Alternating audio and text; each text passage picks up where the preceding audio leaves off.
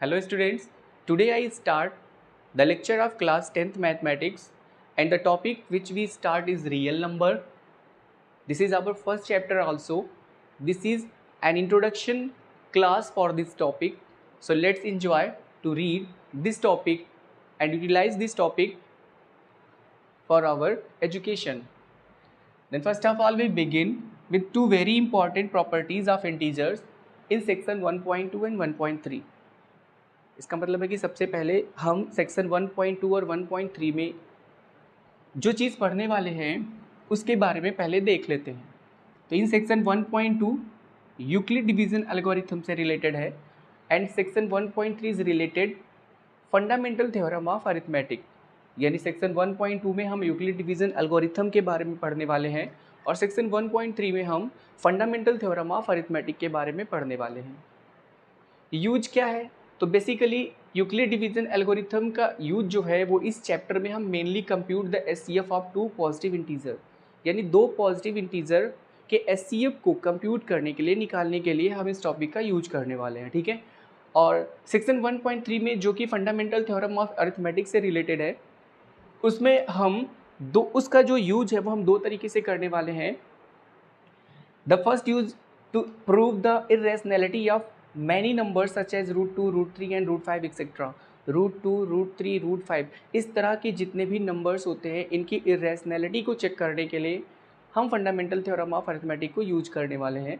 And the second use of this topic to explore when exactly the decimal expansion of a rational number से p by q where q does not equals to 0 is terminating and when it is non terminating repeating। यानी कोई भी जो number p by q के form में लिखा होता है, आप सबको पता है कि कोई भी नंबर जो p बाई क्यू के फॉर्म में लिखा होता है where q does not equals to 0 से या तो फ्रैक्शन बोलते हैं या फिर रेशनल नंबर बोलते हैं। फ्रैक्शन और रेशनल नंबर्स में एक छोटा सा डिफरेंस ये होता है कि फ्रैक्शंस जो होते हैं वो ऑलवेज पॉजिटिव, हमेशा पॉजिटिव होते हैं और रेशनल नंबर्स जो होते हैं वो पॉजिटिव और निगेटिव दोनों होते हैं। अब कोई भी रेशनल नंबर का जो डेसिमल एक्सपेंशन है वो टर्मिनेटिंग है या फिर नॉन टर्मिनेटिंग रिपीटिंग है। तो टर्मिनेटिंग और नॉन टर्मिनेटिंग रिपीटिंग जो टर्मिनोलॉजी है इसके बारे में मैं आपको बताता हूँ। टर्मिनेटिंग का मतलब है कि अगर हमारे पास कोई ऐसा रेशनल नंबर है जिसके डेसिमल एक्सपेंशन या जिसे डेसिमल एक्सपेंशन में कन्वर्ट करने पर जिसको डेसिमल में कन्वर्ट करने पर अगर वो पूरी तरह से कैंसिल आउट हो जाता है, यानी डेसिमल एक्सपेंशन पूरा खत्म हो जाता है या यूँ कहिए कि रिमाइंडर 0 बचता है। एक एग्जाम्पल से समझते हैं। जैसे मान लीजिए हमारे पास एक नंबर लिखा हुआ है 2/5 रेशनल नंबर है because this number is written in the form of p by q और q के प्लेस पर 5 लिखा है जो कि 0 के इक्वल नहीं है, तो कंडीशन फॉलो हो रही है। तो ये रेशनल नंबर है। अब इसको अगर हम डेसिमल एक्सपेंशन में कन्वर्ट करें तो आप सबको पता है, आपने पहले भी सीखा है, किसी भी रेशनल नंबर या किसी भी फ्रैक्शन को डेसिमल में कैसे बदला जाता है। उसके न्यूमरेटर को उसके डिनोमिनेटर से डिवाइड कर दिया जाता है। अब आप देख सकते हैं कि यहाँ 2 लिखा हुआ है, यहाँ 5 लिखा हुआ है, तो 2 जो है वो 5 से छोटा है। अब छोटा होने के केस में हम 5 की टेबल 2 में तो पढ़ नहीं सकते, इसलिए हम क्या करते हैं, एक डेसिमल यहाँ पर लिखते हैं। इस डेसिमल पॉइंट को जैसे ही हम यहाँ लिखेंगे वहाँ एक 0 एक्सपेंड हो जाता है, बढ़ जाता है। ठीक है। अब ये 5 की टेबल 20 में पढ़नी है तो 5 4 जा कितना हो जाएगा 20, ये कैंसिल हो गया पूरा और ये आंसर आपका 0.4 आया। अब आप देख सकते हैं एक्सपेंशन पूरी तरह हो गया ना। तो इसको हम बोलते हैं टर्मिनेटिंग, यानी जब किसी रेशनल नंबर को डेसिमल एक्सपेंशन में कन्वर्ट किया जाए, उसका डेसिमल एक्सपेंशन किया जाए तो एक्सपेंशन पूरी तरह से हो जाए, यानी जब हम उसे डेसिमल में कन्वर्ट करें तो रिमाइंडर 0 बचे। ऐसे केस में जो डेसिमल एक्सपेंशन होता है वो टर्मिनेटिंग होता है। नॉन टर्मिनेटिंग का एक एग्जांपल देख लेते हैं। जैसे मान लीजिए यहाँ लिखा हुआ है 5/3। अब 5 को 3 से डिवाइड करना है, तो ऐसे केस में आप क्या करेंगे, इस तरह से करिए, 3 1 जा 3। आप देख रहे हैं कि 5 में से 3 जाएगा तो कितना आएगा, 2 आएगा। अब फिर से 2 क्या हो गया, 3 से छोटा हो गया, तो एक डेसिमल लगाएंगे, यहाँ एक 0 बढ़ जाएगा, तो 3 6 जा होता है 18, फिर यहाँ पर माइनस करेंगे तो फिर से 2 आएगा। डेसिमल का एक ही पॉइंट काफ़ी होता है हर एक स्टेप में एक 0 लाने के लिए, तो हर एक स्टेप में एक 0 आप बढ़ा सकते हैं। तो फिर 3 6 जा 18 हो जाएगा। आप देख रहे हैं फिर से 2 बचा, फिर 3 6 जा 18 हो जाएगा, फिर 2 आएगा, एक 0 बढ़ाएंगे, 3 6 जा 18। आप देख रहे हैं कि यहाँ पर रिमाइंडर 0 नहीं आ रहा है और ये 6 लगातार सस्टेन कर रहा है। ठीक है, पूरी तरह से कैंसिल आउट नहीं हो रहा है। तो 1.6666 इस तरह से डॉट डॉट और भी सारे 6 आएंगे तो ऐसे केस में जो ये terminating non terminating decimal expansion होगा, ठीक है, क्योंकि यहाँ पर एक नंबर ऐसा है जो बार बार रिपीट हो रहा है, वो है 6, तो इसको बोलेंगे नॉन टर्मिनेटिंग रिपीटिंग डेसिमल, ठीक है। So let's begin our exploration. उसके पहले हम एक चीज़ और देखते हैं कि देयर आर टू टर्मिनोलॉजी। इस जो टॉपिक है, इस टॉपिक में दो टर्मिनोलॉजी आएगी, उस टर्मिनोलॉजी को हम पहले समझ लेते हैं। The first is lemma and the second is algorithm, ठीक है। तो लेमा क्या होता है? A lemma is a proven statement used for proving another statement, यानी कोई एक लेमा जो होता है वो एक प्रूवन स्टेटमेंट होता है, ठीक है, और उस प्रूवन स्टेटमेंट्स की मदद से हम अन्य दूसरे स्टेटमेंट्स को प्रूव करते हैं, ठीक। तो that is called lemma. And algorithm क्या होता है? तो this is the terminology. An algorithm is a series of well-defined steps which gives a procedure for solving a type of problem। यानी एक एल्गोरिथम जो होता है वो हमें एक तरीका देता है वेल डिफाइंड स्टेप्स का, यानी पूरी तरह से डिफाइन किए हुए स्टेप्स का एक तरीका देता है, विच गिव्स अ प्रोसीजर, एक तरीका देता है for solving a type of problem, जिसकी मदद से हम एक तरह के क्वेश्चन या एक तरह के समस्या को सॉल्व कर सकते हैं, ठीक है। तो इस तरह से हमने क्या पढ़ना है इस टॉपिक में और कैसे कैसे उसका यूटिलाइजेशन करना है उसके बारे में हमने देखा।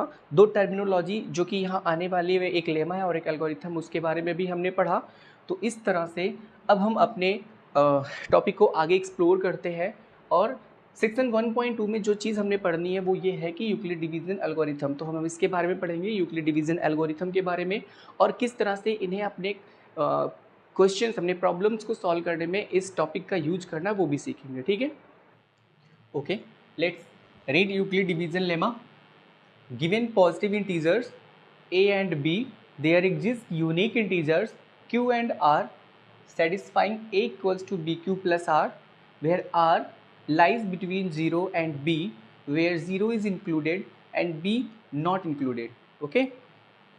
यानी यूक्लिड डिवीज़न लेमा, लेमा अभी हमने देखा कि लेमा जो टर्मिनोलॉजी है उसका क्या मतलब है। लेमा एक प्रूवन स्टेटमेंट होता है जिसका यूज हम अन्य स्टेटमेंट्स को प्रूव करने में करते हैं। इस टर्मिनोलॉजी को आपने पहले ही सीख लिया है। तो ये एक स्टेटमेंट है, ठीक है, जो कि यूक्लिड डिवीजन लेमा को डिफाइन करता है। Given positive integers a and b, यानी कोई भी दो positive integers, suppose that a and b, there exist unique integers, इनके लिए एक दो यूनिक इंटीजर्स जो है वो एग्जिस्ट करते हैं q एंड r, जो कि इस रिलेशन को सेटिस्फाई करते हैं a equals to b q plus r, ठीक है, जहाँ r जो है वो 0 और b के बीच में लाई करता है, यानी r की जो वैल्यू होती है वो 0 या फिर 0 से बड़ी हो सकती है, और b यानी सेकेंड इंटीजर से क्या होगी, वो छोटी होगी, ठीक है। Euclid's division algorithm is based on this lemma.